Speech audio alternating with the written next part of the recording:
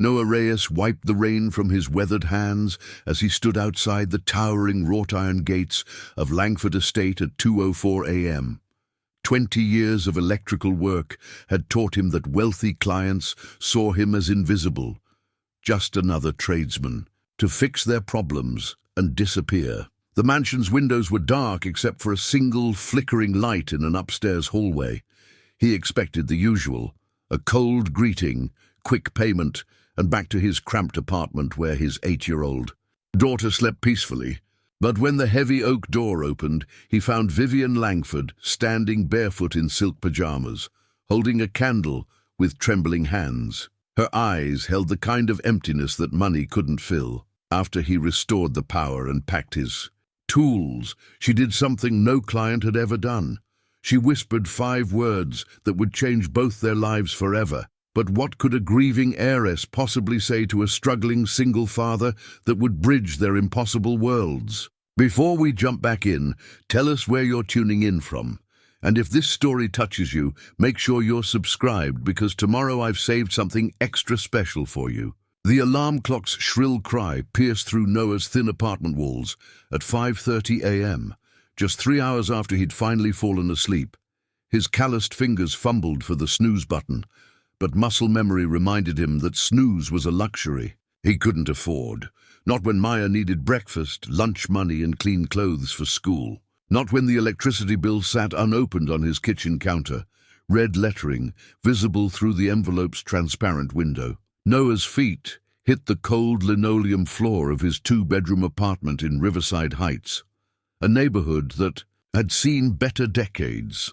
The walls were thin enough that he could hear Mrs. Rodriguez's television through the shared living room wall, already tuned to her morning telenovelas. The faucet in his bathroom required a firm twist and a prayer to produce more than a trickle, and the overhead light flickered with the same electrical problem he'd been meaning to fix for 3 months, but never seemed to find the time.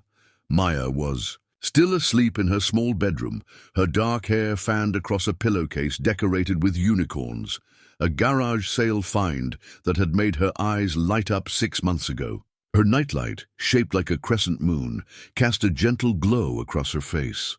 It had been flickering lately, the electrical connection loose, but she hadn't complained.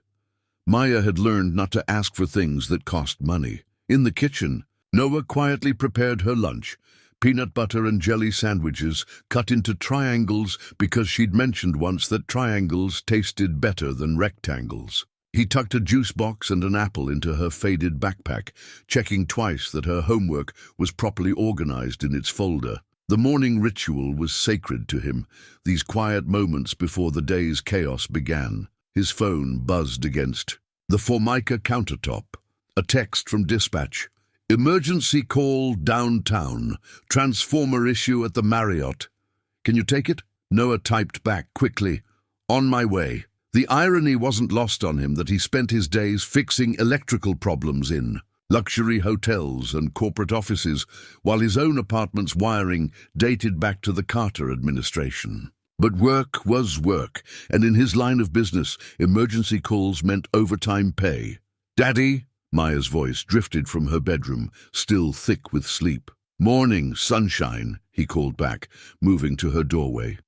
She sat up in bed, her hair sticking up in impossible directions, rubbing her eyes with small fists. You were gone really late last night. I know, baby. Sometimes people need their lights fixed when everyone else is sleeping. Maya nodded with the serious acceptance that children of single parents develop early. Was it a big house? Very big.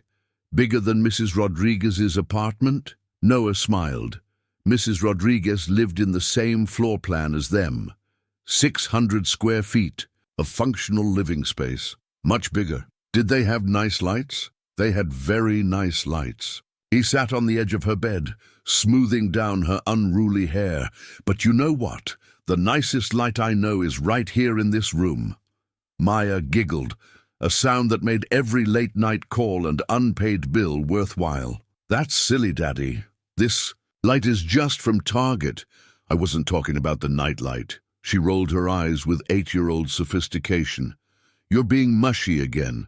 20 minutes later, Noah walked Maya to the bus stop 3 blocks away, her small hand warm in his. The October morning carried the first real bite of autumn, and he made a mental note to dig out her winter coat from the closet. She chatted about her upcoming school project on community helpers, oblivious to the way other parents avoided eye contact with Noah. His work clothes, sturdy jeans, and a company polo shirt marked him as different from the office workers and shop managers who populated this end of town. The school bus wheezed to a stop, and Maya kissed his cheek before climbing aboard. Through the window, she waved at him with the same enthusiasm she'd shown every morning for 3 years. Noah waited until the bus disappeared around the corner before walking back to his apartment, where his work truck sat like a loyal dog beside the curb. Meanwhile, across town in the exclusive Meridian Hills neighborhood, Vivienne Langford stood in her marble-floored kitchen, staring at a cup of coffee that had long since grown cold. The kitchen was a masterpiece of design, custom Italian cabinets, a professional-grade gas range that had never been used, and a breakfast nook overlooking manicured gardens that employed 3 full-time groundskeepers. She hadn't slept after the electrician left. The 5 words she'd whispered to him, "Please don't go just yet," echoed in her mind like a confession she hadn't meant to make. For 18 months since Richard's death, she'd perfected the art of polite dismissal. Service providers came and went like ghosts, completing their tasks while she retreated to her study or bedroom, maintaining the invisible barriers that wealth provided. But something about Noah Reyes had been different. Maybe it was the way he'd explained what he was doing as he worked, his voice patient and unhurried. Maybe it was how he'd noticed the family photos on her mantel and asked gentle questions instead of making assumptions. Or perhaps it was simply that he'd looked at her, really looked when he spoke, as if she were a person rather than a client. The wedding ring on her left hand caught the morning light streaming through the French doors, white gold with a modest, solitaire diamond. Modest by Langford standards, though it had cost more than most people's cars. Richard had chosen it himself, guided more by what was appropriate for a Langford wife than by what might make her heart race. Their marriage had been many things: socially advantageous, financially sensible, respectably comfortable, but passionate had never been one of them. Vivien touched the ring absently, a habit she'd developed since becoming a widow. The grief she felt wasn't the devastating loss of a great love, but something more complex. The sadness of a life half-lived, of conversations that had never moved beyond pleasantries, of a future that had stretched before them like a well-appointed but empty room. The house felt impossibly large in the morning quiet, 12,000 square feet of carefully curated spaces that magazine photographers would call stunning. The dining room that seated 20 but had hosted only a handful of dinner parties. The library with first-edition books that no one read. The master suite where she slept alone in a king-sized bed, surrounded by pillows she'd arranged to fill. The space where another person should have been. Her phone buzzed against the granite countertop. A text from her sister-in-law, Constance. "Lunch today at the club? The charity committee needs to discuss the winter gala." Vivien stared at the message, knowing she should respond, should maintain the social obligations that came with her name and position. Instead, she found herself thinking about the electrician's daughter. He'd mentioned her briefly while checking the circuit breaker, explaining that he needed to get home before she woke up for school. She tried to imagine what that felt like. Having someone whose day began with your presence, whose lunch you packed with care, whose evening routine included your voice-reading bedtime stories. The closest she'd come to that kind of intimacy was with her housekeeper, Carmen, who'd worked for the family for 15 years and knew exactly how Vivien liked her morning coffee and which rooms she avoided on particularly difficult days. The electrician, Noah, had mentioned his daughter's broken nightlight, how he'd been meaning to fix it but always seemed to run out of time between work calls. There had been something in his voice, a tenderness mixed with exhaustion, that spoke of love stretched thin by circumstance. It was the voice of someone who measured wealth not in dollars, but in moments stolen between obligations. Vivienne walked through her house, her footsteps echoing in the vast spaces. In Richard's study, everything remained exactly as he'd left it. His reading glasses folded on the leather desk pad, his fountain pen beside a half-finished crossword puzzle, the family photos arranged just so. Their wedding day, various charity events, vacations to appropriately exotic locations, where they'd smiled for the camera while maintaining the careful distance that had characterized their relationship. She paused at one particular photo. Richard, at his workbench in the basement workshop, wearing safety glasses and holding a piece of wood he'd been shaping for some forgotten project. The workshop had been his retreat, the one place in their perfectly appointed house where he'd seemed genuinely content. After his death, she'd locked the door and hadn't opened it since. But now she found herself thinking about Noah's hands, rough, from years of working with tools and wire, competent in a way that Richard's had never been, despite his weekend woodworking hobby. There had been something deeply attractive about watching him work, the way he'd diagnosed the electrical problem with quiet confidence, explaining each step without condescension. Her phone buzzed again. Another text from Constance. "Vivien, did you get my message?" This time, Vivien responded, "Sorry, not feeling well today. Rain check? It wasn't entirely a lie." She did feel unwell, but it was the kind of sickness that came from too much solitude, too many empty hours filled with the echo of her own thoughts. For 18 months, she'd told herself she was grieving, that the isolation was natural and necessary.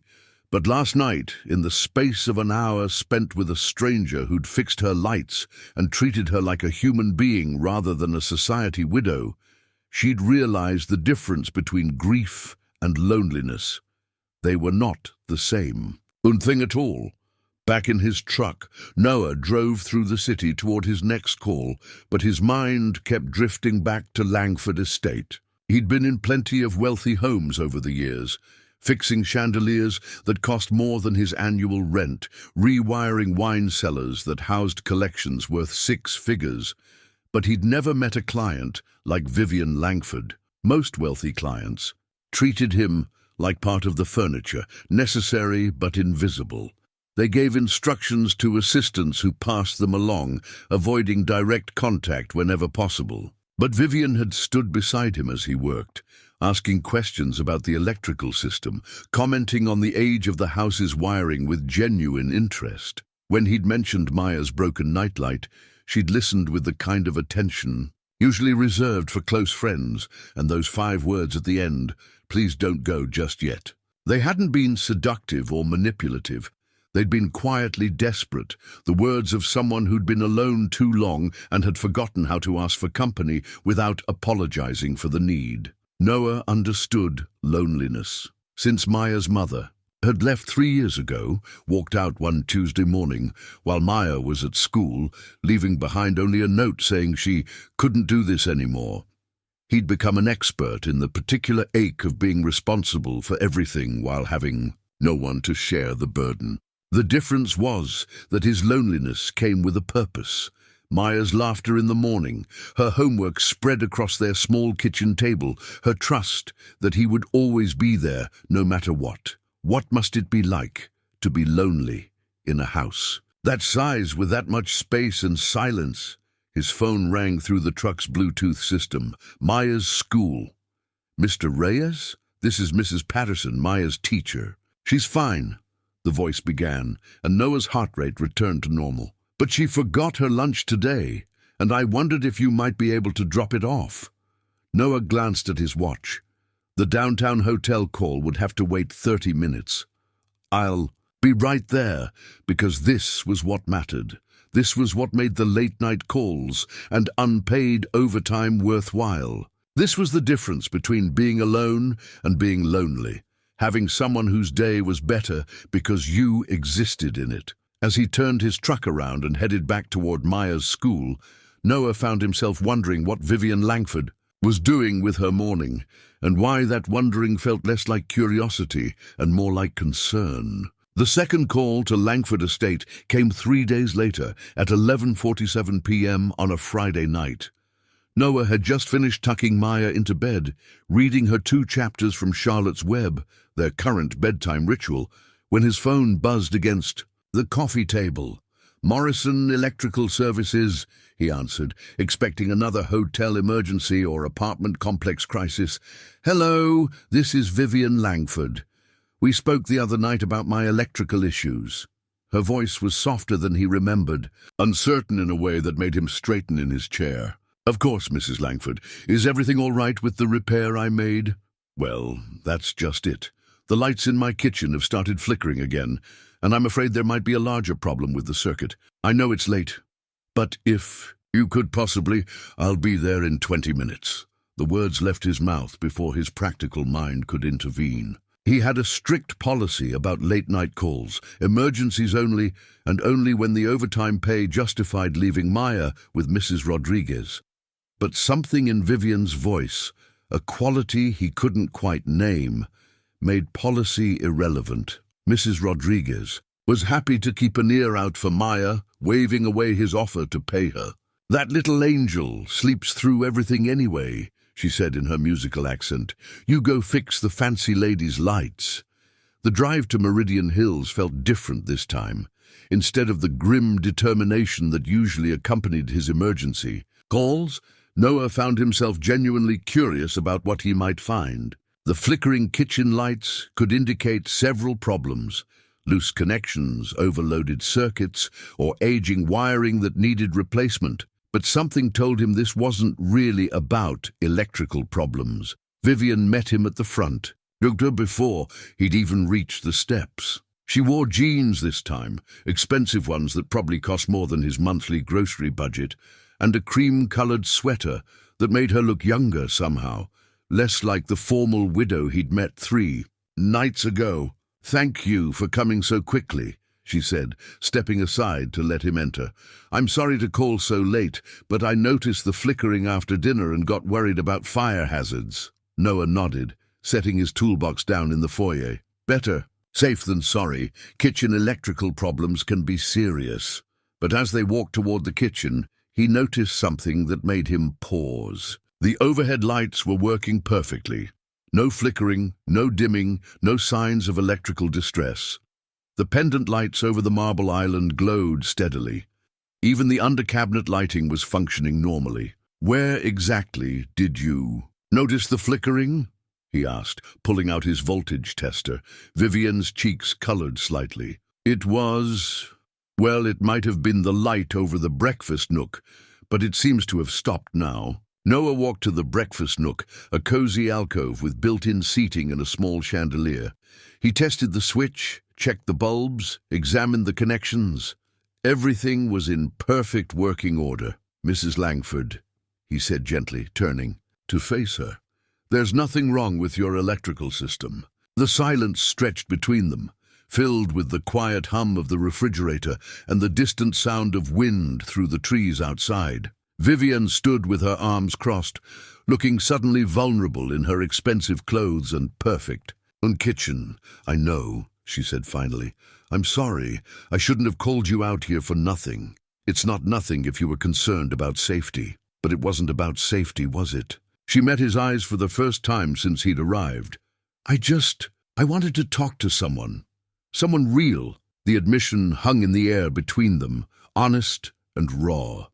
Noah found himself studying her face, the fine lines around her eyes that spoke of sleepless nights, the way she held her shoulders as if carrying an invisible weight. He'd seen that look before, in his own reflection during the worst days after Maya's mother left. "Would you like some coffee?"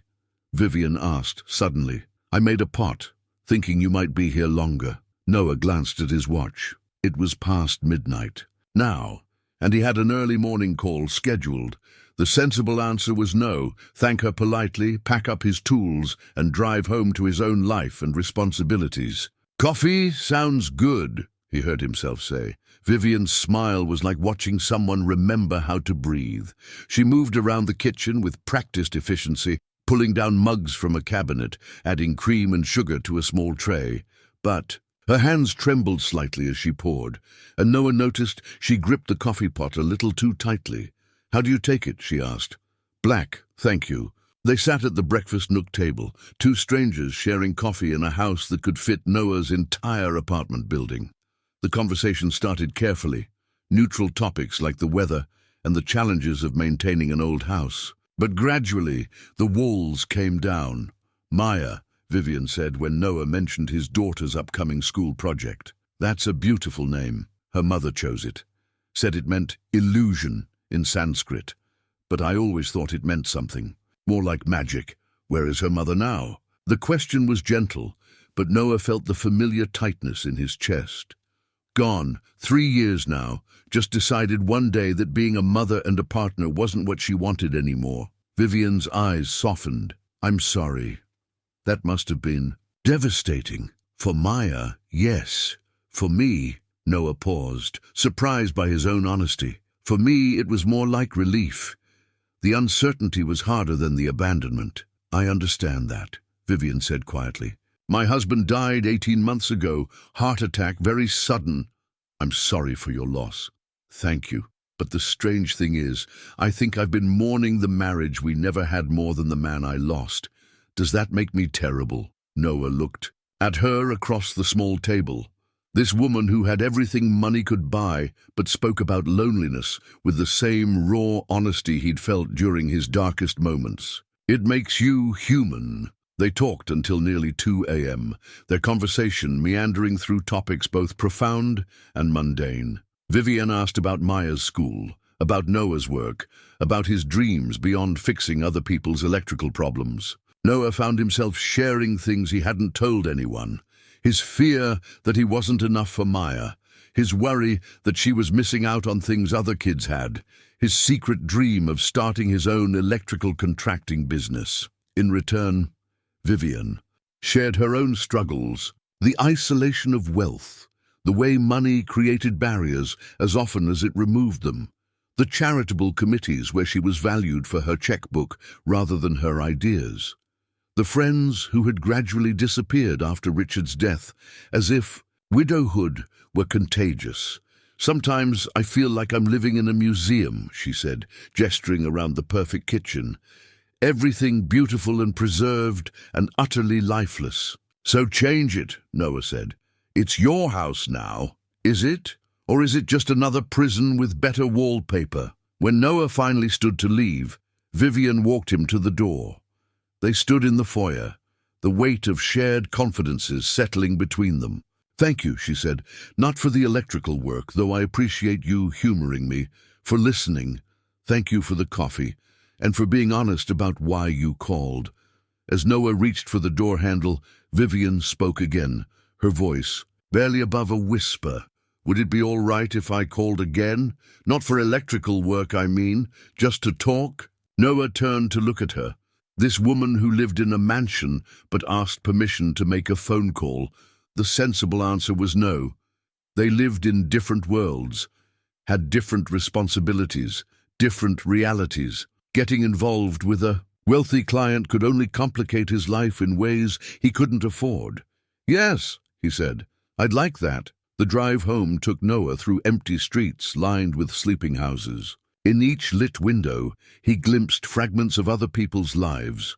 Late-night studying, insomnia television, the glow of computer screens.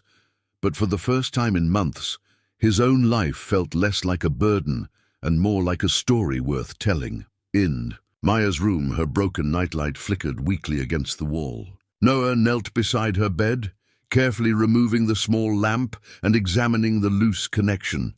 It would take 5 minutes to fix, a simple matter of tightening a wire and replacing a worn socket, such a small thing to repair. But as he worked, quietly in the dim light, Noah found himself thinking about all the broken things in the world and wondering which ones were worth fixing and which ones were worth the risk of trying. Noah woke Saturday morning to the smell of pancakes and the sound of Maya humming in the kitchen. For a moment he lay still in bed, disoriented by the unfamiliar lightness in his chest. Then he remembered Vivienne Langford asking if she could call again, the way her voice had caught on the word talk, the strange sensation of being truly heard by another adult. "Daddy," Maya called from the kitchen, "I made breakfast." Noah pulled on a t-shirt and padded barefoot to find his daughter standing on a step stool at the stove, carefully flipping what could generously be called pancakes. The kitchen counter looked like a flour bomb had detonated, and there was batter on everything, including Maya's pajamas.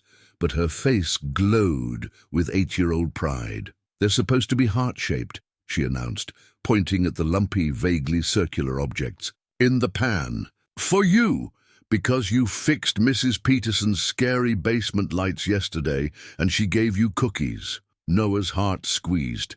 Mrs. Peterson was 83 and lived 2 buildings over. Her basement lighting had been flickering for weeks, but she'd been too proud to ask for help until Maya had mentioned it during one of their hallway conversations.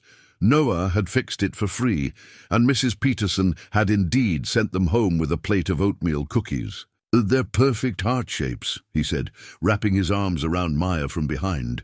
"The best pancakes I've ever seen." As they ate breakfast together, Maya chattering about her friend Jessica's sleepover party next weekend and her upcoming presentation on community helpers, Noah found his mind drifting to Vivien's questions about Maya's school, the genuine interest in her voice when she'd asked about his daughter's projects and dreams. "Daddy, you're being spacey again," Maya observed, stabbing a piece of pancake with scientific precision. "Sorry, sunshine, just thinking about work." "Was the lady with the big house nice?" Noah paused, his coffee cup halfway to his lips. "What? Lady? The one who called really late. I heard your phone and then you were talking to someone about lights. But your voice was different." "Children," Noah reflected, noticed everything. "She was nice, yes. Her lights were having problems. Did you fix them?" "I did." Maya nodded approvingly. "Good. Everyone should have lights that work." After breakfast, they walked to Riverside Park for Maya's Saturday soccer practice. The morning was crisp and clear, the kind of October day that made even their neighborhood's worn edges look nostalgic rather than shabby. Maya ran ahead to join her teammates, her energy boundless despite the early hour.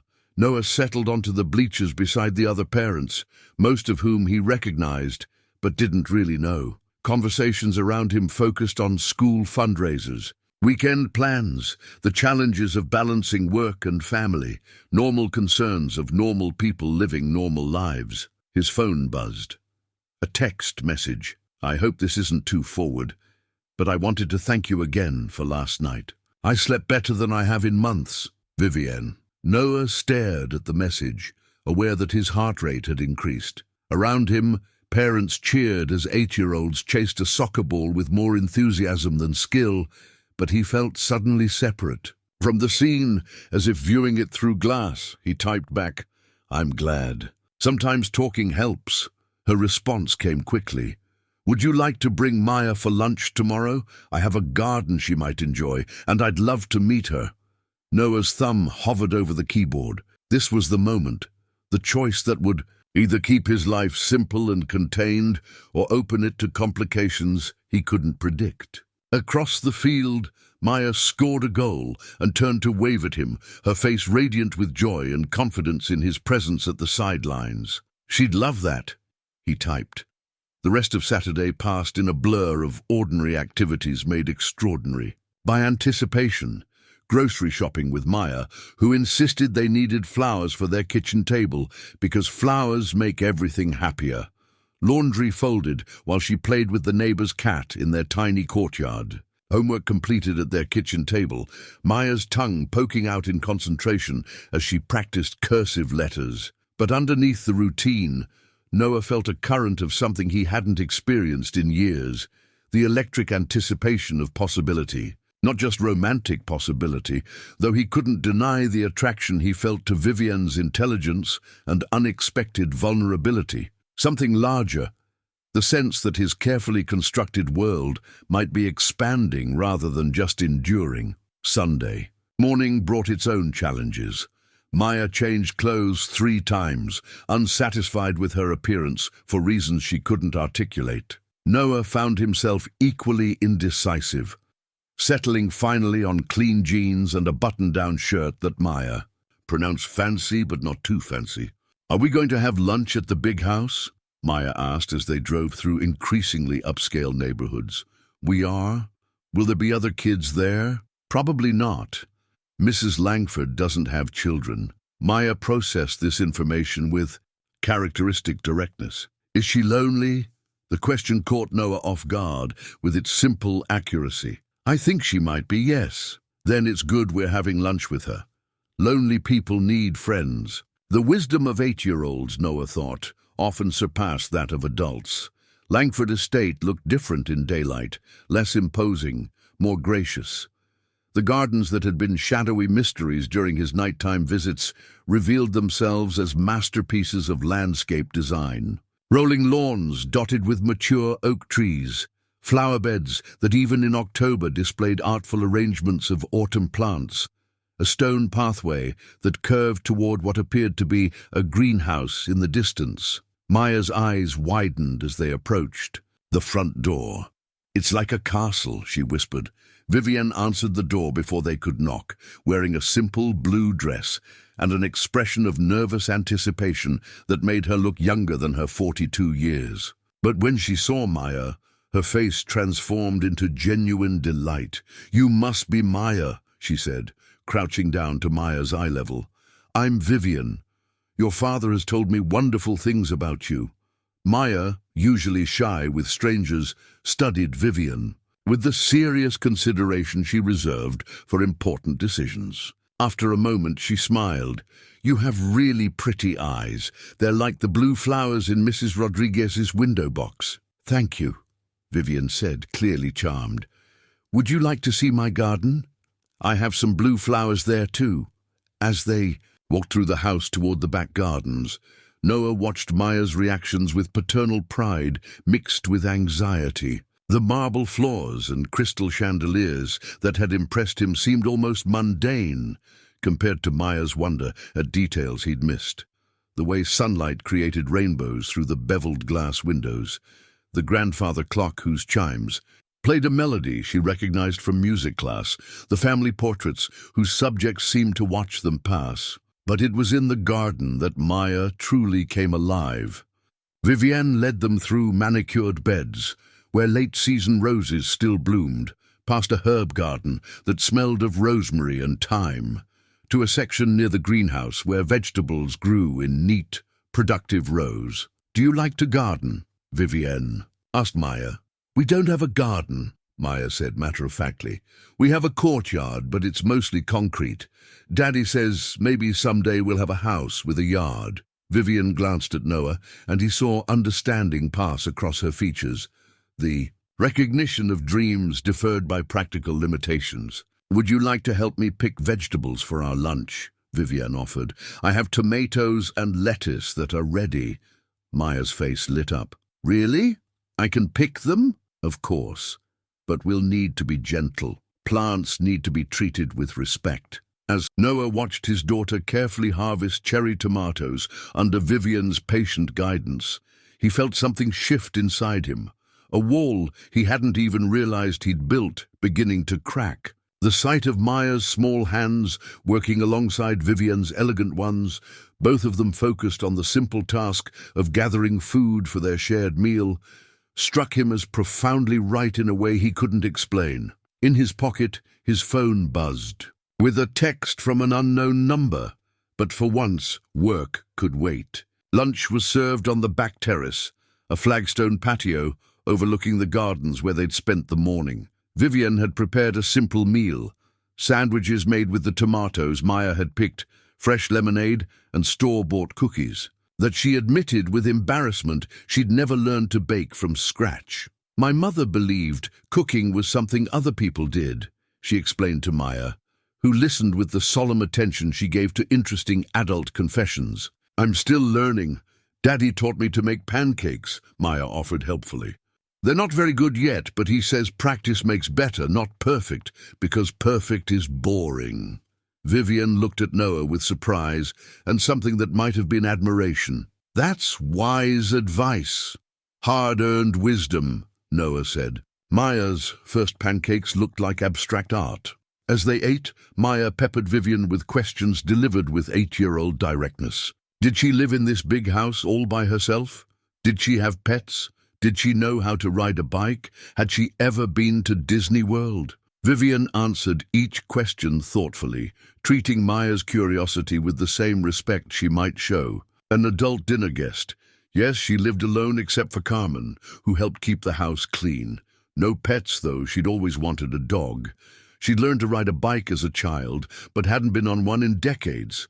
And no, she'd never been to Disney World. Never? Maya's eyes widened in disbelief. But it's the happiest place on earth. So I've heard. Perhaps someday I'll have a chance to see it. You should go with someone fun, Maya advised seriously. Daddy says Disney World is better when you have someone to share the magic with. Noah felt heat creep up his neck. Sometimes Maya's innocent. Observations cut straight to the heart of things adults spent years dancing around.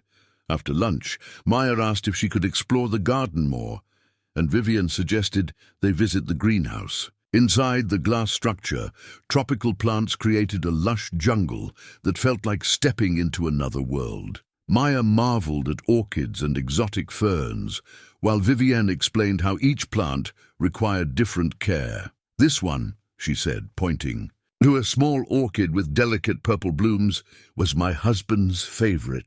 He said it reminded him of strength in fragility." Maya studied the flower with interest. "Was your husband nice?" The question, asked with a child's assumption that adults would answer honestly, made Vivien pause. Noah saw her considering her. Response, perhaps the first time she'd been asked to evaluate her marriage by someone with no preconceptions about what the answer should be. "He was proper," she said finally. "He always did what was expected of him. But was he nice to you?" Maya persisted. "Yes, honey. He was kind." Maya nodded, apparently satisfied with this distinction between nice and kind. "Daddy is both nice and kind, and funny even when he doesn't mean to be."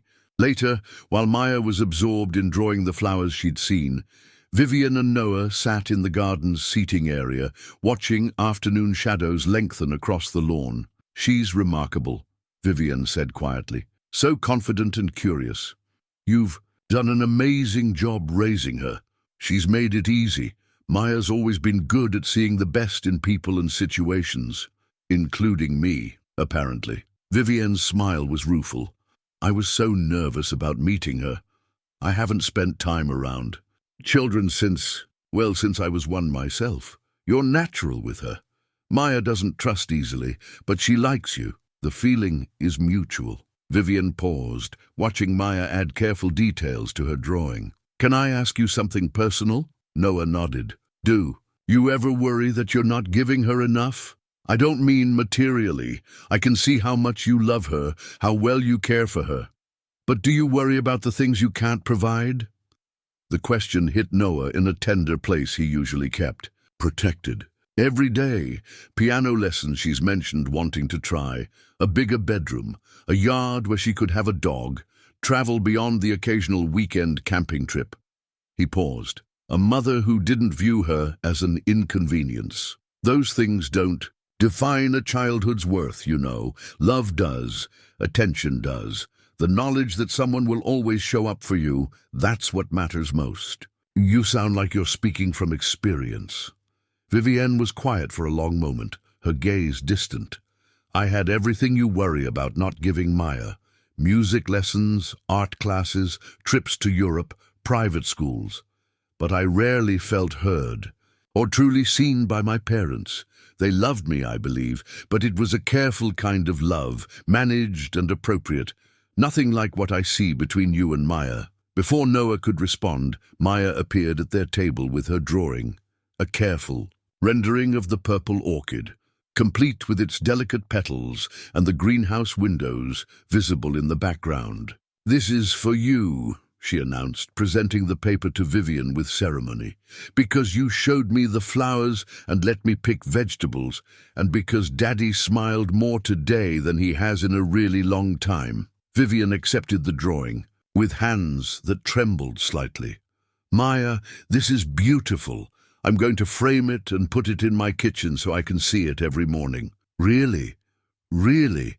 It's the most thoughtful gift anyone has given me in years." As they prepared to leave, Maya hugged Vivien goodbye with the unself-conscious affection of childhood. "Can we come back sometime? I want to see how the vegetables grow." "I would love that," Vivien said, and Noah heard the catch in her voice. On the drive home, Maya chatted about the gardens, the greenhouse, and Vivien's promise to teach her about different types of flowers. But as they pulled into their apartment complex, she grew quiet. "Daddy." "Yes, sunshine." "Is Mrs. Vivien lonely because she doesn't have a family?" Noah parked the truck and turned to look at his daughter, whose questions always seemed to cut straight to the truth adults worked so hard to avoid. "I think so, yes. Maybe we could be her family, not instead of being our family, but like extra family." "Extra family?" "Mrs. Rodriguez says families aren't just people who live in the same house. They're people who take care of each other and show up when you need them. Maybe Mrs. Vivien could be our extra family, and we could be hers." That night, after Maya was asleep, Noah sat at his kitchen table, grading the drawing his daughter had made for Vivien, a gesture of pure generosity that had clearly moved the lonely woman more than Maya could understand. His phone sat beside him, and several times he picked it up, thinking about texting Vivien to thank her for the day, to tell her how much Maya had enjoyed the visit. But each time, he set the phone down again, because Maya's innocent observation about extra family felt both exactly right and potentially dangerous. They were crossing lines he'd never planned to cross, moving into territory where his carefully controlled life might become beautifully, terrifyingly complicated. His phone buzzed with a text from his ex-wife's lawyer. "Jennifer would like to discuss modified custody arrangements. Please call at your earliest convenience." The message felt like cold water, a reminder that his life wasn't just his own to risk. Whatever was developing between him and Vivien, it existed in the real world, where lawyers and custody agreements and class differences mattered.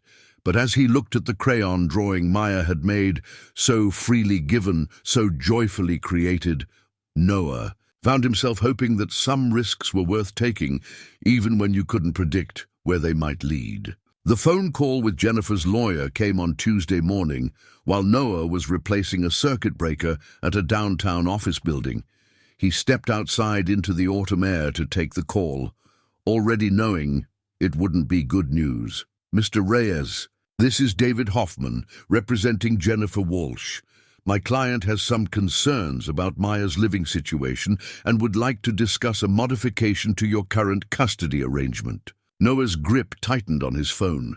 Jennifer had walked away 3 years ago without a backward glance, leaving behind legal papers that granted Noah full custody and her own signed statement that she wanted no parental responsibilities.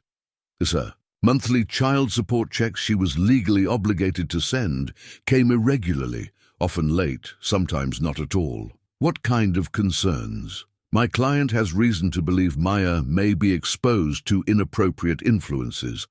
She's received information suggesting you've been bringing Maya around individuals whose lifestyle and social situation might not be in the child's best interest." The words hit Noah like a physical blow. "I have no idea what you're talking about. We understand you've been frequenting the home of a wealthy widow, bringing Maya with you. My client is concerned about the mixed messages this might send to an impressionable young girl about expectations and social boundaries." Noah felt rage building in his chest, hot and protective. Maya has been to exactly one lunch at a friend's house, a friend who treated her with kindness and respect, which is more than her mother ever did. "Mr. Reyes, I understand this is emotional, but my client's concerns are legitimate. She's prepared to petition for shared custody if necessary. After the lawyer hung up, Noah stood on the sidewalk for several minutes, breathing deeply and trying to process what had just happened. Jennifer, who had abandoned Maya without explanation, was now threatening to disrupt their life because Noah had dared to develop a friendship with someone outside their social circle. He finished his work mechanically, his mind churning with questions. How had Jennifer learned about Vivien? Who was watching them, reporting back to a woman who had shown no interest in her daughter's life for 3 years? That evening, Maya sensed his tension despite his efforts to hide it. "You're being spacey again, Daddy, but not the good spacey, like when you're thinking happy thoughts. The worried spacey." They were sitting at their small kitchen table, Maya's homework spread between them. Noah had been staring at her math worksheet for 5 minutes without seeing the numbers. "Just work stuff, sunshine. Nothing for you to worry about." But Maya inherited her perception from both parents, and her ability to read his moods had only sharpened during their years together. "Is it about Mrs. Vivien?" The question was innocent, but it made Noah's stomach clench. "Why would you think that?"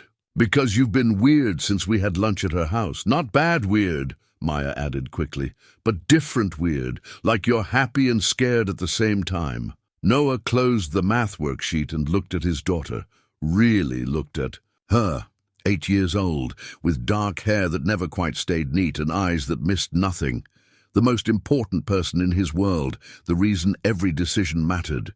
"Maya, if someone asked you if you like spending time with Mrs. Vivien, what would you say?" "I'd say yes. She's nice, and she listens when I talk, and she has amazing flowers, and she makes you smile more." Maya paused. "Why?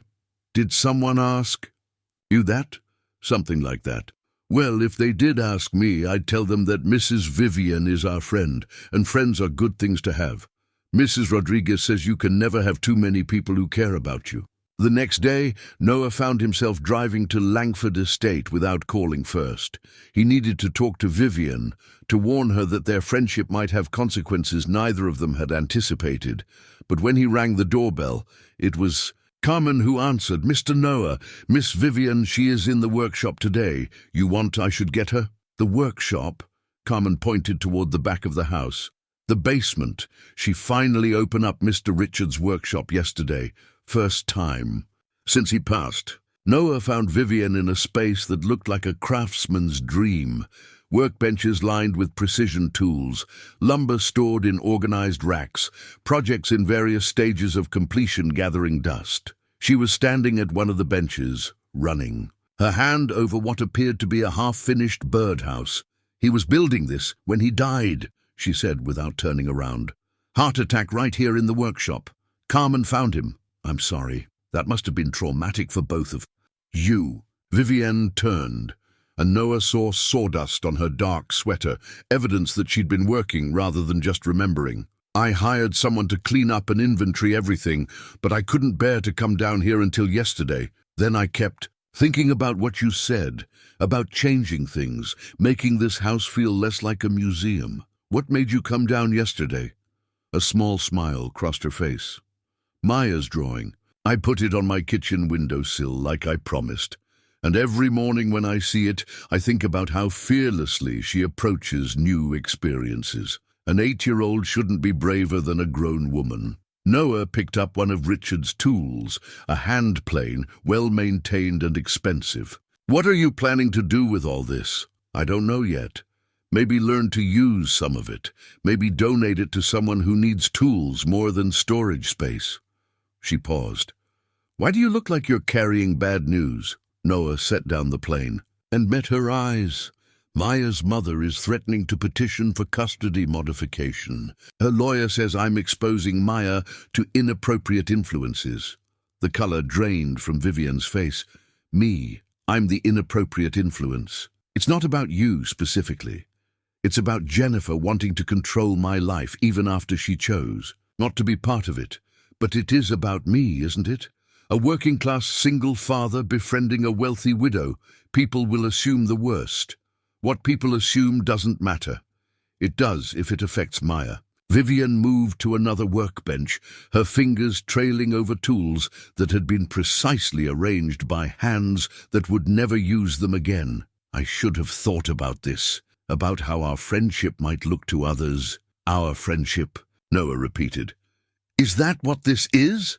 Vivien turned to face him, and in the workshop's dim lighting she looked younger and more vulnerable than he'd seen her. I don't know what else to call it. I haven't had a real friend in so long. I'm not sure I remember how to be one. You're doing fine. Am I? Because I keep thinking about Sunday, watching you and Maya together and feeling something I haven't felt in years. Not just happiness, but belonging. Like I could be part of something real instead of just observing from the outside. The admission hung between them in the dust-moated air. Noah found himself stepping closer, drawn by the honesty in her voice and the way she was looking at him, not as a service provider or a charity case, but as a man whose friendship she valued enough to risk. "Vivien," he began, but she held up a hand. "I know this is complicated. I know I'm probably making your life harder just by being in it. But I don't want to go back to being alone, Noah. Not now that I remember what it feels like to have people who care whether I'm happy or sad." In her hands, she held a small wooden toy, a train car that Richard had apparently been carving. Simple and unfinished, it seemed to represent all the incomplete things in their lives, all the projects left undone when people disappeared too soon. "Maybe we could finish this," she said quietly. "For Maya. Richard would have liked that, his work bringing joy to a child instead of just sitting here gathering dust." Noah looked at the toy, then at Vivien's face, seeing in her expression the same mixture of hope and fear he felt in his own chest. They were both taking risks now, stepping into territory where friendship might become something more, where the safety of solitude gave way to the beautiful uncertainty of connection. "I'd like that," he said. "But we need to be careful. Maya comes first, always, always," Vivien agreed. "But maybe we can figure out how to protect her while still allowing ourselves to be happy." Outside the workshop windows, autumn wind moved through the trees, carrying the promise of change. Working on the wooden train became their quiet rebellion against a world determined to keep them separated by class and circumstance. 3 evenings a week, after Maya's homework was done and she was settled with a book or drawing, Noah would drive to Langford Estate. He and Vivien would spend hours in Richard's workshop, their hands learning the rhythm of sandpaper and wood stain, their conversations flowing as naturally as the grain they were following. The train car slowly took shape under their careful attention.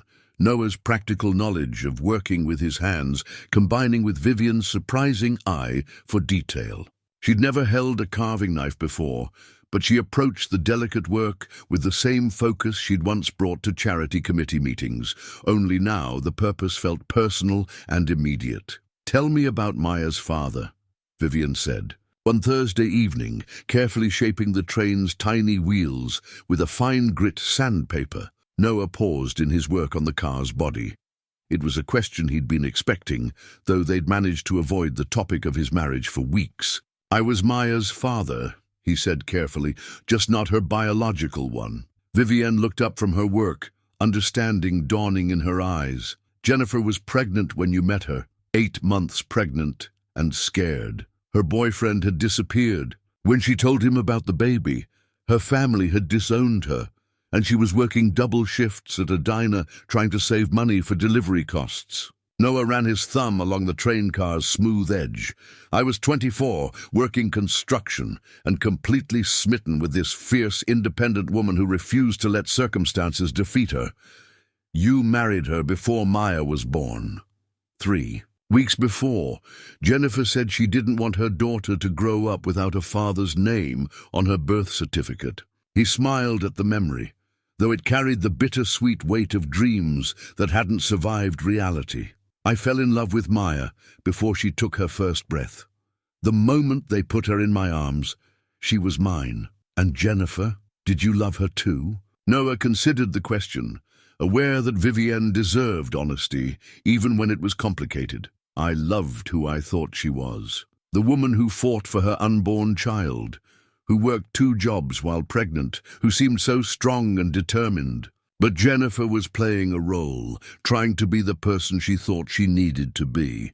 Once Maya was born and life got harder instead of easier, the real Jennifer emerged. What was she like? Restless, resentful, disappointed that marriage and motherhood didn't magically solve all her problems. Noah set down his carving tool, the memories still sharp enough to cut. She started staying out later, drinking more, picking fights about everything and nothing. Maya was 2 when Jennifer first disappeared for 3 days without explanation. She came back with apologies and promises, but the pattern was set. Vivienne's hands had stilled on her work. That must have been terrifying. Not knowing where she was. The terrifying part was realizing I was relieved. Those 3 days, when it was just Maya and me, they felt more like home than any time when Jennifer was there. Is that when you knew the marriage was over? I knew it was broken. I just thought, broken things could be fixed if you worked hard enough and wanted it badly enough. Noah picked up the train car again, finding comfort in the familiar weight of wood and purpose. It took me 3 more years to accept that some people don't want to be fixed. They want to be free. The workshop grew quiet except for the soft sound of sandpaper against wood and the distant hum of the house's heating system when Vivien spoke again. Her voice was soft. I never wanted children. Noah looked up, surprised by both the admission and the sadness in her voice. Not because I didn't like them, she continued quickly, but because I knew what kind of mother I would be. The kind my mother was, proper and distant and careful.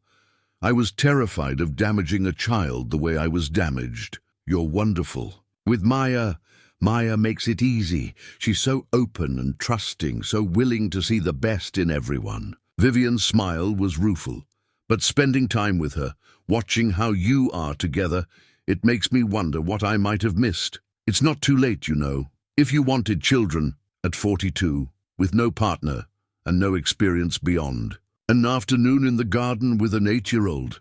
Vivien shook her head.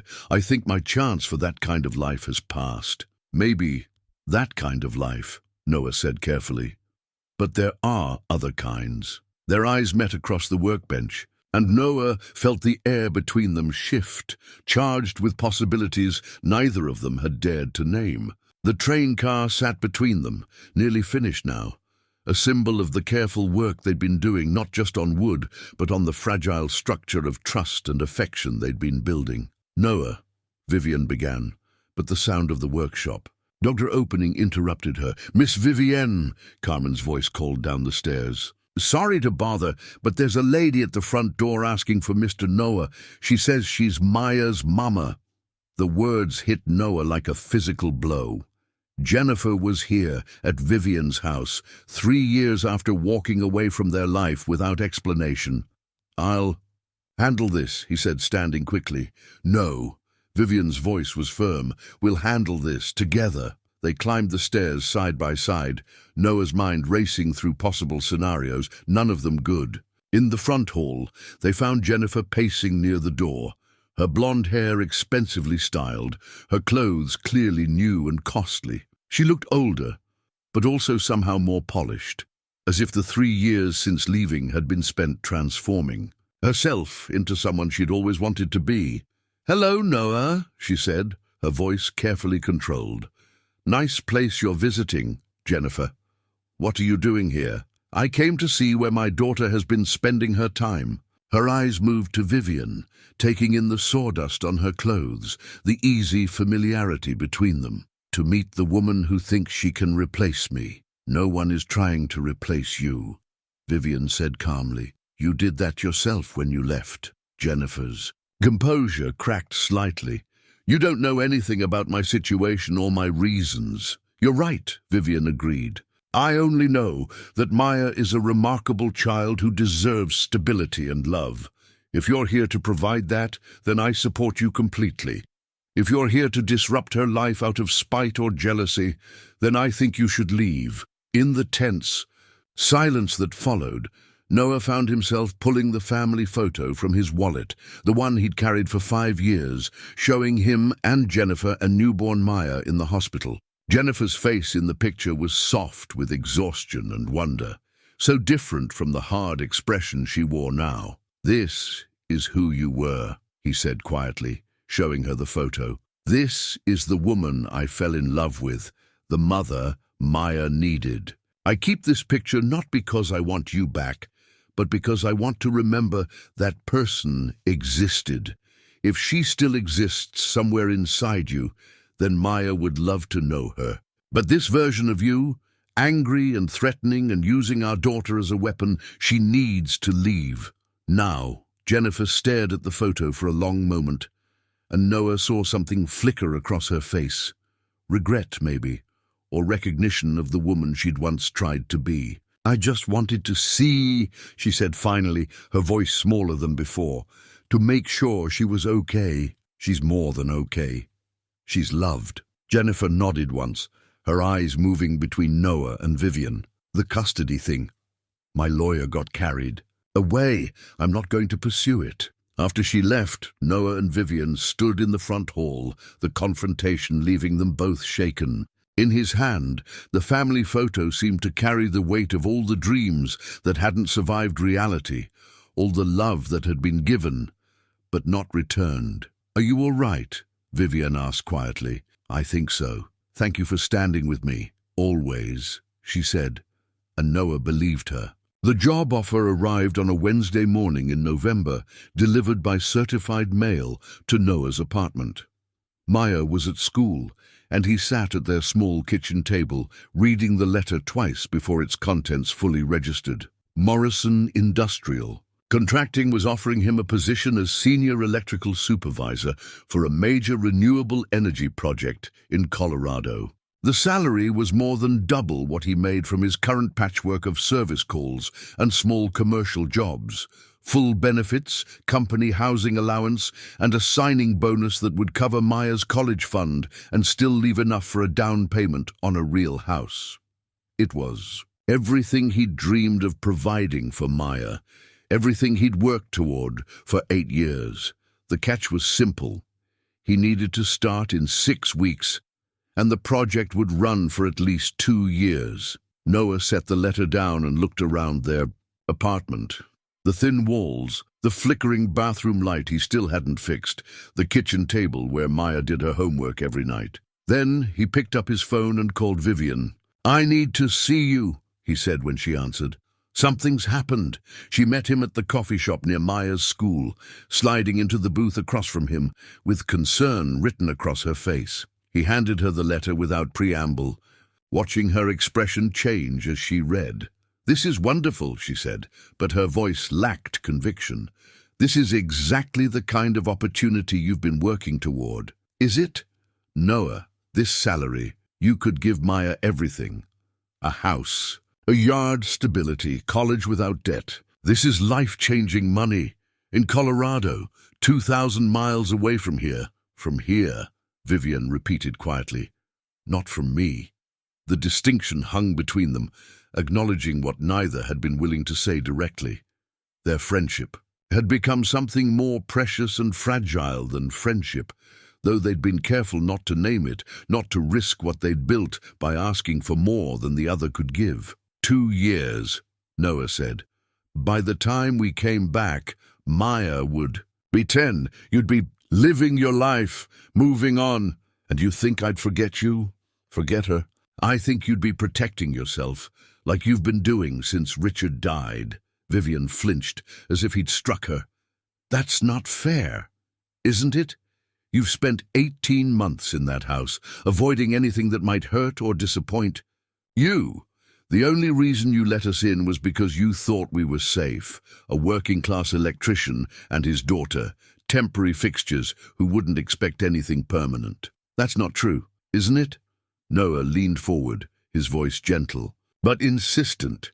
"When was the last time you took a real risk, Vivien? When was the last time you chose something because it made you happy instead of because it was safe?"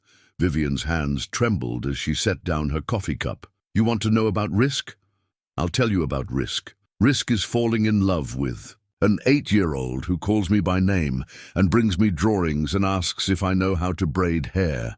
Risk is caring about a man who works 3 jobs to support his daughter and still finds time to teach me about electrical circuits and wood finishing. Risk is admitting that for the first time in my adult life, I wake up excited about the day ahead because I know I'll see people who care about me for who I am, not what I can provide. The words came out in a rush, passionate and unguarded. Other coffee shop patrons glanced their way, but Vivienne seemed not to notice. Risk, she continued, is standing in my kitchen every morning, looking at Maya's drawing on the windowsill and imagining what it would be like to have a family.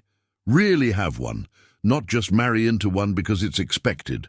Risk is knowing that you have every reason to take this job and no reason to stay, and hoping, God hoping, that what we've built together is enough to make you want to try. Noah stared at her, seeing for the first time the full depth of what she'd been hiding behind careful words and measured responses. This wasn't the contained, proper widow he'd met 2 months ago.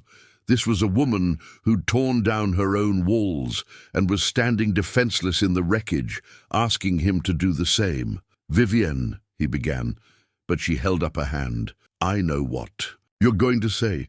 This is Maya's future we're talking about, her security, her opportunities, her chance at a better life. And you're right, I can't compete with that. I shouldn't even try. You're not competing with anything. You're part of the equation now. Am I? Or am I just a complication you'll feel guilty about leaving behind?" The question cut deep because it was exactly what Noah had been asking himself. Since the letter arrived, how do you weigh love against security? How do you choose between a certain future and an uncertain one, especially when the choice affects not just you, but the child who depends on you? "Come with us," he said suddenly, the words surprising him as much as they did her. "What? Come with us to Colorado. You can work from anywhere, right? Your investments, your charitable work, none of that requires you to stay here." Vivienne's eyes widened.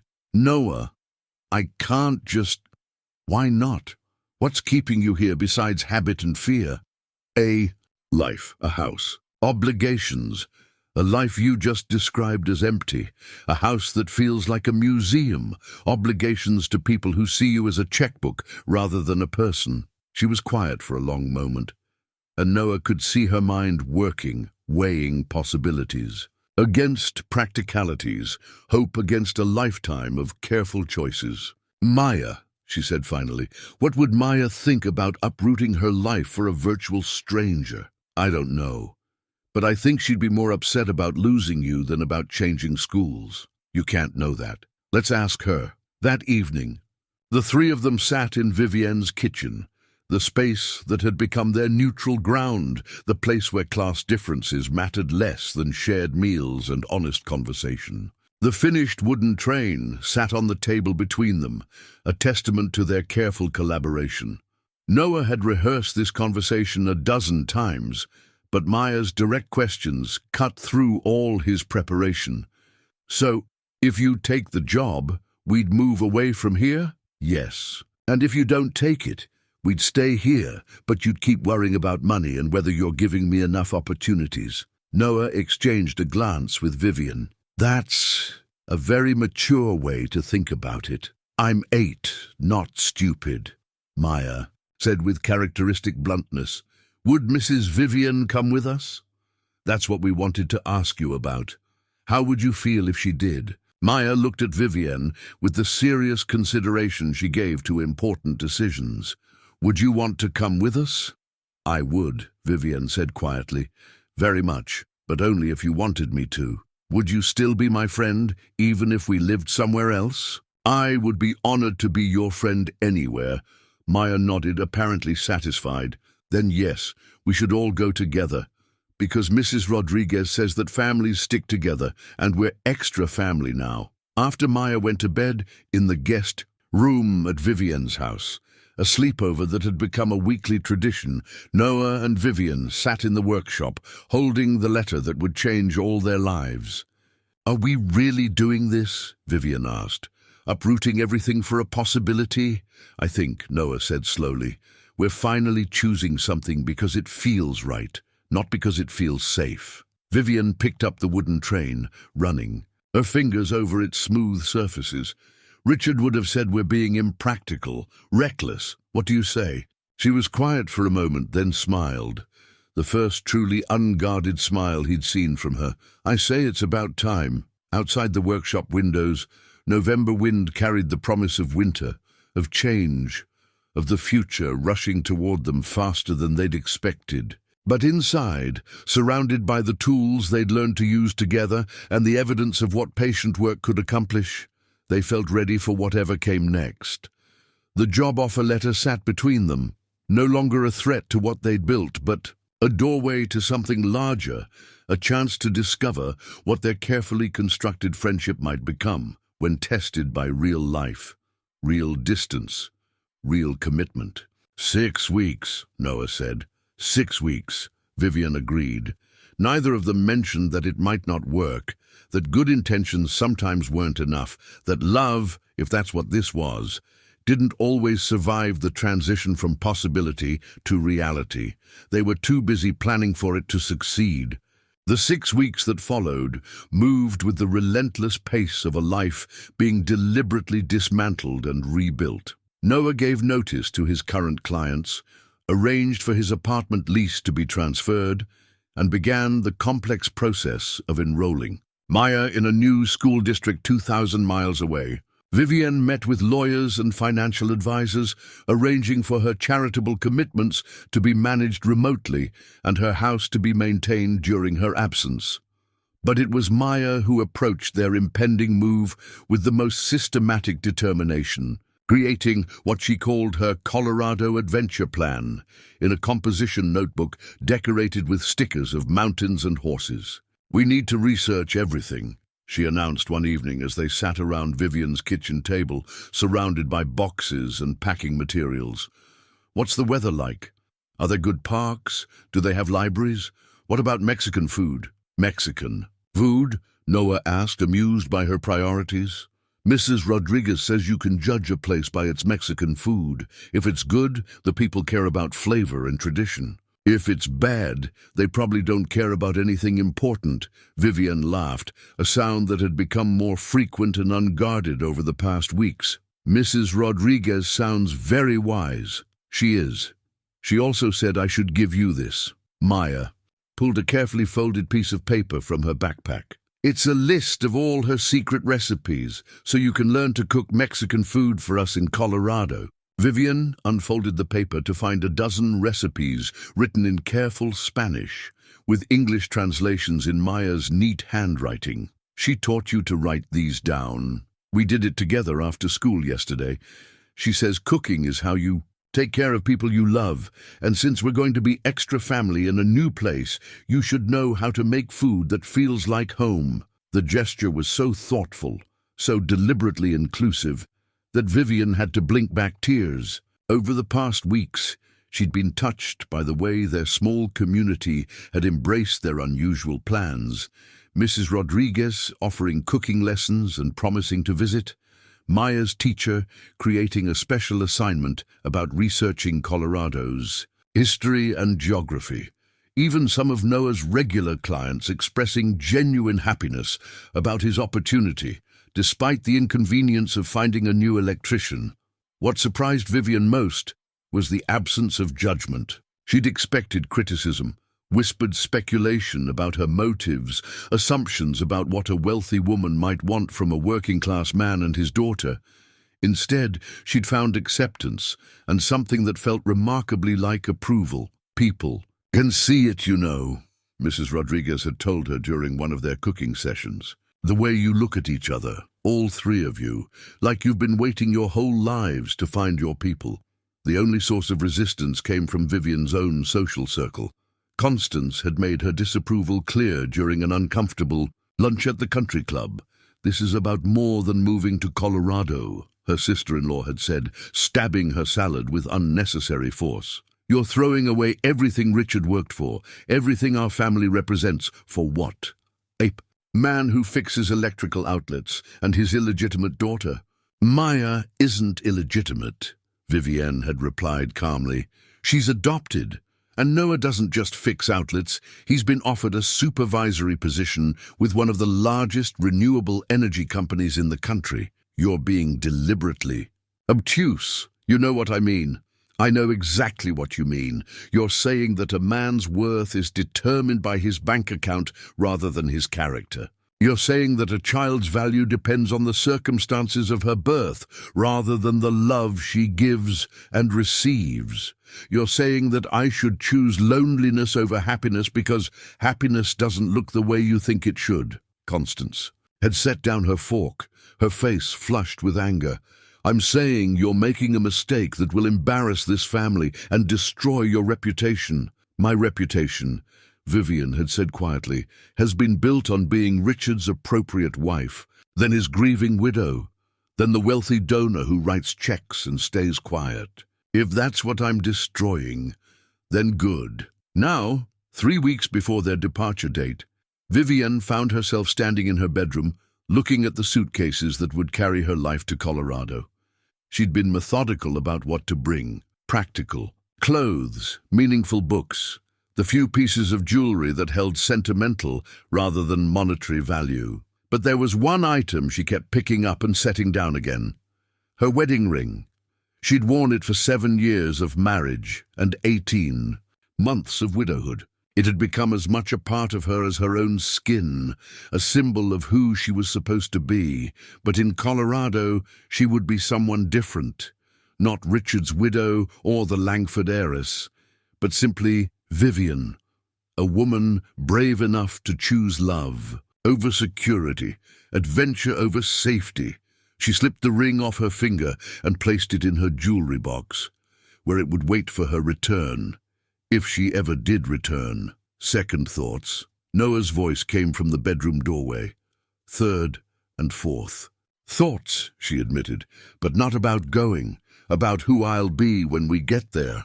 Noah entered the room, moving to stand beside her at the window that overlooked the gardens they'd spent so many evenings walking through. You'll be the same person you are here, the one Maya adores, the one who taught me that vulnerability isn't weakness, the one who sees magic in wooden trains and vegetable gardens.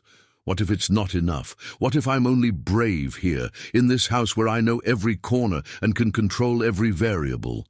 Then we'll figure it out together. All three of us. The word together had taken on new weight over the past weeks. They'd fallen into domestic rhythms that felt both natural and revolutionary. Noah staying over some nights when work ran late, Vivien helping Maya with homework at their kitchen table, all of them cooking dinner as a team. They hadn't defined. Their relationship beyond friendship hadn't discussed marriage or permanence or any of the traditional markers of commitment. But they'd created something that felt solid and real, a family by choice rather than by accident. The evening before Noah's final day of work, they went to Riverside Park for Maya's last soccer practice with her current team. The other parents had organized a small goodbye party, complete with a cake decorated with a soccer ball and "Good luck in Colorado" written in green frosting. As they watched Maya play with her friends, knowing it might be months before she saw some of them again, Vivien felt the weight of what they were asking her to sacrifice. She's giving up a lot for us, she said to Noah. She's gaining a lot too. Adventure, new experiences, a bigger world to explore. What if she gets to Colorado and decides she hates it? What if she resents us for taking her away from everything familiar? Noah was quiet for a moment, watching their daughter, and Vivien realized that's how she'd started thinking of Maya, as theirs rather than his. Score a goal, and turn to wave at them with uninhibited joy. When Maya was 3, he said finally, Jennifer took her to visit her grandmother in Florida. They were supposed to be gone for a week, but Jennifer decided to stay longer without telling me. I didn't hear from them for 10 days. When they finally came home, Maya ran straight to me and said, Daddy, I missed you so much, but I wasn't scared because I knew you'd still be here when I got back. What's your point? My point is that home isn't a place for Maya. It's the people who show up for her consistently, as long as we're there, really there, not just physically present, but emotionally available. She'll be fine. That night, they created fairy lights in Maya's temporary bedroom at Vivienne's house, stringing tiny LED bulbs around the windows and across the ceiling. Maya directed the project with the seriousness of an artist, adjusting each strand until the light fell exactly as she wanted it. "It's like sleeping inside a constellation," she said when they finished, lying on her back and staring up at the gentle illumination. "Is that good or bad?" Vivien asked, settling beside her on the bed. "It's magic, like everything is when we're all together." Later, after Maya was asleep beneath her constellation of lights, Noah and Vivien sat in the garden, sharing a bottle of wine and listening to the late autumn wind move through the trees. Tomorrow would bring Noah's final day at work, followed by a weekend of last-minute packing and preparations. Monday morning, they would load their lives into a moving truck and drive toward an uncertain future. "Are you scared?" Vivien asked. "Terrified," Noah admitted, "but also more excited than I've been in years. What about you?" "The same.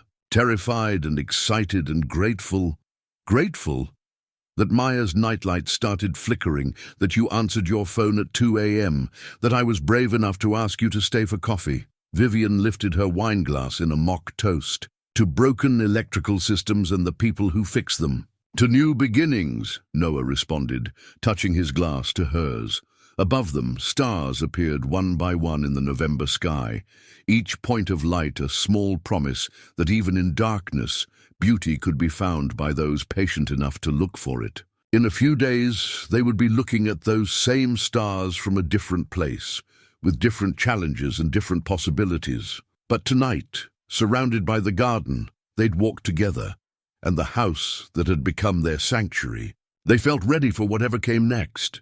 Not because they weren't afraid, but because they'd learned that some fears were worth facing when you had the right people beside you. Maya's fairy lights glowed softly in the bedroom window above them, a reminder that magic could be created anywhere, as long as you had imagination, patience, and people willing to help you string the lights exactly where they needed to be. The storm hit 3 days before their scheduled departure, arriving with the kind of meteorological fury that seemed designed to test every electrical system in the county. Noah's phone started ringing at 4:47 a.m. on Friday, power lines down. Across Meridian Hills, transformers blown in the downtown business district, half the city's traffic lights dark and causing chaos during rush hour. "This is the big one," his dispatcher said when Noah called in. "Every electrician in the county is being called out. Emergency rates, overtime guaranteed, but it's going to be all hands on deck until everything's restored." Noah looked at the boxes stacked in his living room, at Maya's school clothes laid out for what was supposed to be her final day at Riverside Elementary. Their moving truck was scheduled to arrive Monday morning. His new job in Colorado started the following week. "How long?" he asked, though he already knew the answer would complicate everything. "Could be 3 days, could be a week. Depends on how much damage the wind caused and how quickly we can get replacement parts shipped in." After hanging up, Noah sat in his dark kitchen. Their power had been out since the storm began, and tried to calculate the logistics. If the repairs took longer than the weekend, he'd have to choose between his professional obligation to help, restore power to his community, and his commitment to start his new life in Colorado. The renewable energy company had been clear about the start date. The project was already behind schedule, and delays would affect multiple contractors and millions of dollars in equipment. "Daddy!" Maya appeared in the kitchen doorway, wrapped in her unicorn blanket and looking smaller than her 8 years. "Why is it so dark, and why does the wind sound angry?" "The storm knocked out our electricity, sunshine. And I think the wind is just excited about something, like you get when you have too much energy to sit still." Maya climbed into his lap, accepting his explanation with the resilience she'd developed over their years together. "Are you going to fix it?" "I'm going to help fix it." But that might mean we can't leave for Colorado on Monday like we planned. He felt Maya's small body tense against him. They'd been counting down the days, marking their departure date on the calendar with increasing excitement. She'd already said goodbye to her friends, completed her final assignments, mentally prepared herself for the adventure ahead. "Will we still go?" she asked in a small voice. "We'll still go. It might just be a few days later than we thought." But even as he said it, Noah felt the weight of uncertainty. His new employers needed him to start on schedule. Vivienne had already made arrangements based on their planned timeline.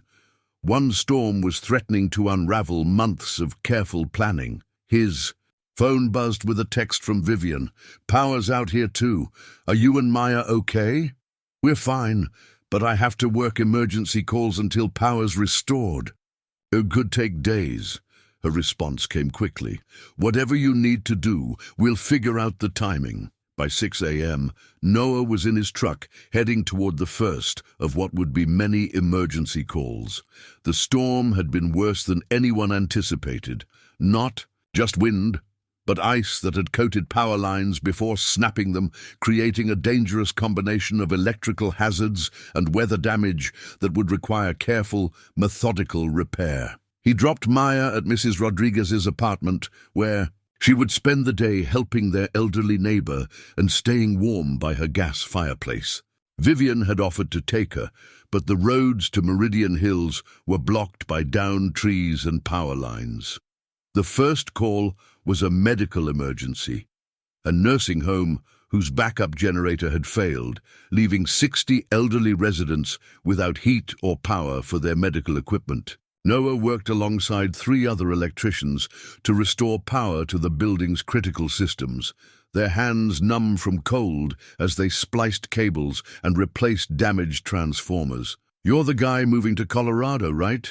asked Pete, one of the older electricians Noah had worked with on several jobs over the years. "Hell of a time for a storm."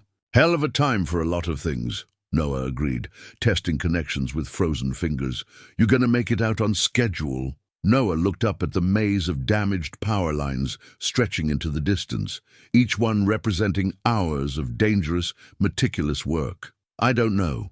The second call was a residential emergency. Storm-damaged lines had fallen across a street, blocking access for emergency vehicles and leaving 2 neighborhoods without power. The repair required careful coordination with the fire department and utility company, each step taking longer than usual because of the hazardous conditions. As Noah worked to reroute power around the damaged section, he found himself thinking about the wooden train sitting in Vivienne's workshop, about the hours they'd spent learning to work together, about Maya's fairy lights, and her simple faith that magic could be created anywhere with the right people. And enough patience. Storm clouds gathered overhead, promising more wind and ice. His phone showed 17 missed calls from other emergency dispatchers. Somewhere across town, Vivien was probably packing their remaining belongings, trusting that he would find a way to honor both his professional obligations and their shared dreams. Noah had always believed that broken things could be fixed with enough skill and determination.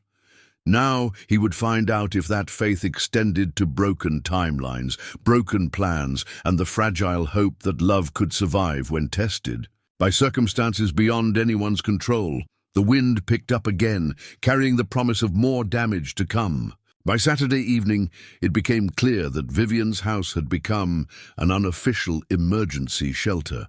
What started with Carmen inviting her sister's family, whose apartment had lost heat, had grown to include Mrs. Patterson, Maya's elderly teacher, whose retirement home had flooded, and 3 families from Noah's neighborhood, whose power was unlikely to be restored for days. Vivienne moved through her house with quiet efficiency, setting up makeshift sleeping areas in the library and study, organizing meals in her large kitchen, using ingredients that would spoil without refrigeration, and somehow making everyone feel welcome rather than inconvenient. Maya appointed herself assistant coordinator, helping distribute blankets and entertaining the younger children with games and stories. Noah arrived at the estate near midnight, exhausted from 18 hours of emergency repairs.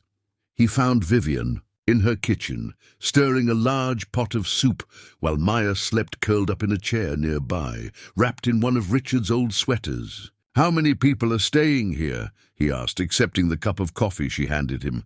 14 last count. Carmen's family, Mrs. Patterson, the Johnsons from your building, and a few others who had nowhere else to go. Vivien's voice carried a note of wonder. "I've never had this many people in the house at once. It feels alive." Noah looked around the kitchen, seeing evidence of the organized chaos that had taken over. Children's drawings taped to the refrigerator, extra coats, hanging on every available hook, a chess game abandoned mid-play on the breakfast table. For the first time since he'd known her, Vivien's perfect house looked lived in. "The repairs are taking longer than expected," he said quietly, not wanting to wake Maya. "We might not be able to leave until Wednesday or Thursday." The Colorado. "Your job?" "I called them. They're not happy, but they understand about emergency situations. They'll hold the position until Friday, but after that..." He shrugged, too tired to finish the sentence. Vivien set down her spoon and moved to stand beside him, close enough that he could smell the faint scent of her perfume mixed with wood smoke from the fireplace they'd been using for heat. "What if we don't go?" she asked softly.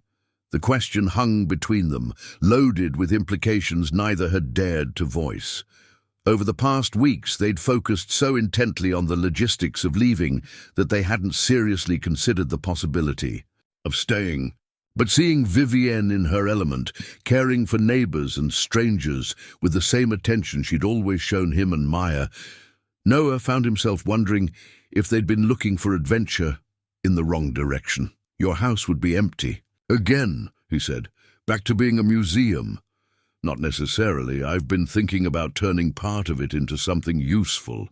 A community center, maybe, or transitional housing for families in crisis. Something that serves people instead of just preserving appearances." "And us?" Vivien looked at Maya, sleeping peacefully despite the chaos around them. "I think we'd figure it out.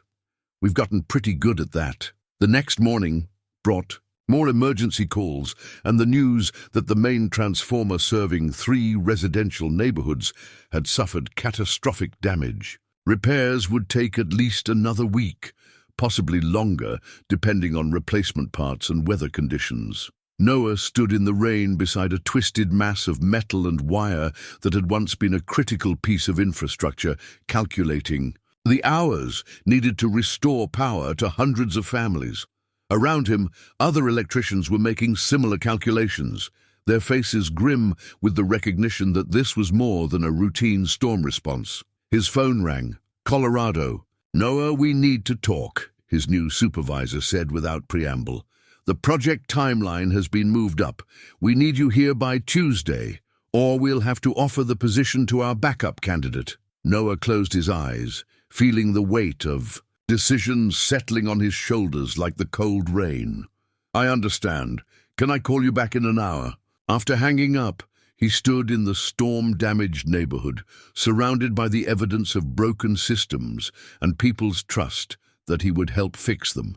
3 blocks away, Maya was probably helping Vivien serve breakfast to their unexpected house guests.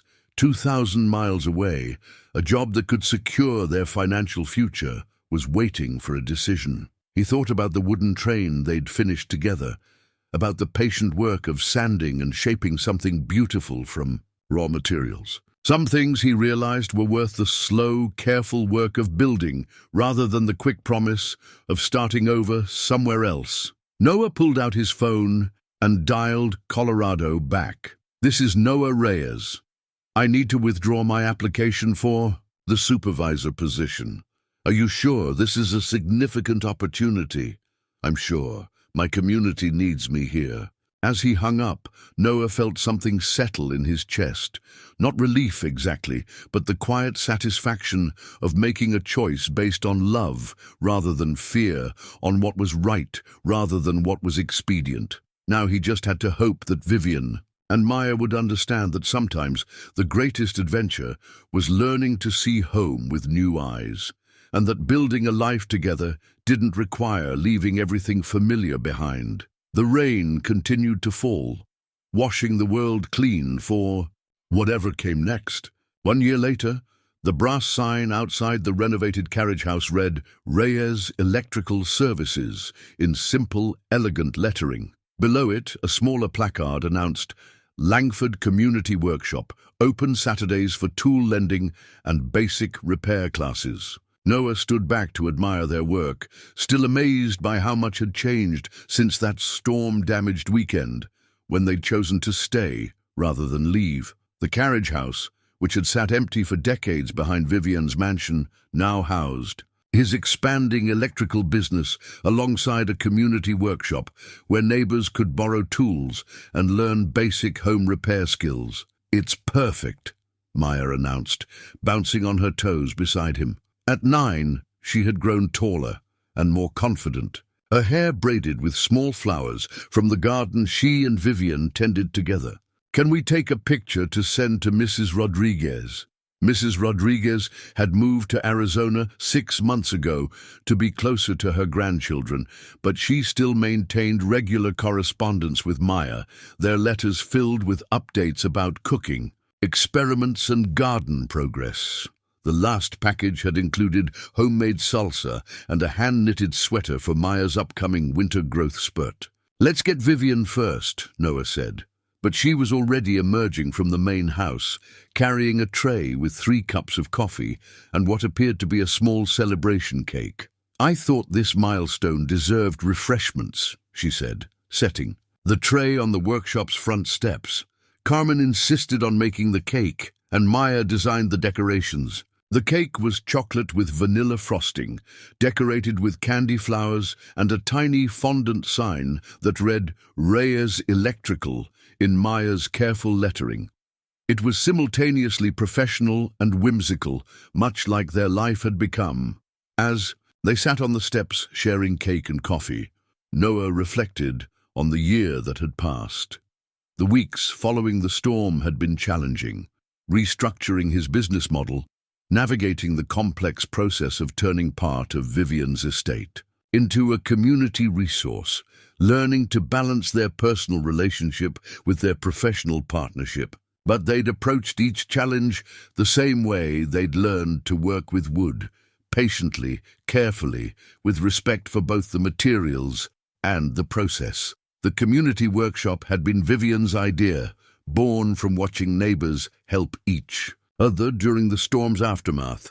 "People need spaces to learn and create," she'd said, "and I need this house to serve a purpose beyond just preserving my family's legacy." The transformation had been gradual, but profound.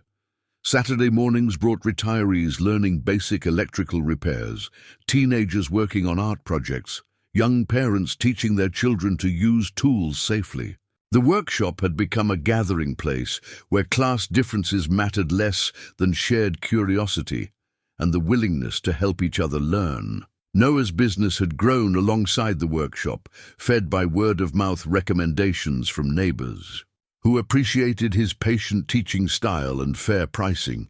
He'd hired 2 assistants and was considering expanding into renewable energy installations, a natural progression that felt like honoring the Colorado opportunity he'd turned down while serving his chosen community. "Maya," Vivien said, setting down her coffee cup, "would you mind getting the surprise from my study? It's on the desk, wrapped in blue paper." Maya's eyes lit up. She loved surprises, almost as much as she loved being part of surprise planning. She disappeared into the house with characteristic enthusiasm, returning moments later with a flat, rectangular package. "What's this for?" Noah asked, accepting the gift with curious amusement. "1-year anniversary of Reyes Electrical Services," Vivien said, "and other things that started around the same time." Noah unwrapped the package to find a framed photograph. The 3 of them working in the garden the previous spring, Maya pointing out something in the soil while Noah and Vivien knelt beside her. The image captured a moment of pure concentration and joy, their faces bright with shared discovery. "Carmen took this without us knowing," Vivien explained. "I found it when she was organizing photos last month. It seemed like the perfect representation of what we've built together. I love it, Noah said, studying the image. We look like a family, Maya finished matter-of-factly. Because we are one. The extra family kind, like I said before. But now we're also the regular kind because you and Vivien got married and I was the flower girl and Mrs. Rodriguez cried when she watched the video. Noah and Vivien exchanged amused glances. Their wedding 6 months ago had been a small ceremony in the garden, attended by the neighbors who had become their chosen community. Maya had insisted on calling it the day we made it official, though she'd been treating them as a family unit long before any legal documentation. Speaking of family, Vivien said, reaching into her pocket, I have something else. She pulled out a small wooden train car, not the one they'd made together, the previous year, but a new one, smaller and more delicate. Noah recognized Richard's careful craftsmanship in the curved lines and smooth finish. I found this in the workshop yesterday, tucked behind some lumber, she said. Richard must have been making it as part of a set. I thought Maya might like to paint it. Maya accepted the train car with reverence, turning it over in her small hands. It's beautiful. Can we make more cars to go with it? Like a whole train family? I think that's an excellent idea, Noah said. We could work on them during the Saturday workshops, teach other kids how to make them too. As the afternoon sun slanted through the trees, they sat together on the workshop steps, surrounded by the evidence of the life they'd built through choice rather than chance. The brass sign gleamed in the golden light, marking not just a business, but a statement of purpose, that home was something you created through patient work and generous love, that family was something you chose as much as something you were born into. Noah looked at the photograph in his hands, then at the real-life scene around him. Maya planning elaborate train-building projects, Vivien calculating how many children might attend next Saturday's workshop, both of them unconsciously leaning toward him in the way that had become natural over months of shared meals and bedtime stories and quiet conversations after Maya was asleep. Sometimes, he thought, the most profound adventures happened when you stopped running toward the next opportunity and started paying attention to the magic that was already surrounding you, waiting patiently to be recognized and nurtured into something beautiful. The wooden train car sat in Maya's palm like a promise of future projects, future connections, future moments when their small family would gather to create something meaningful, with their hands and hearts working together.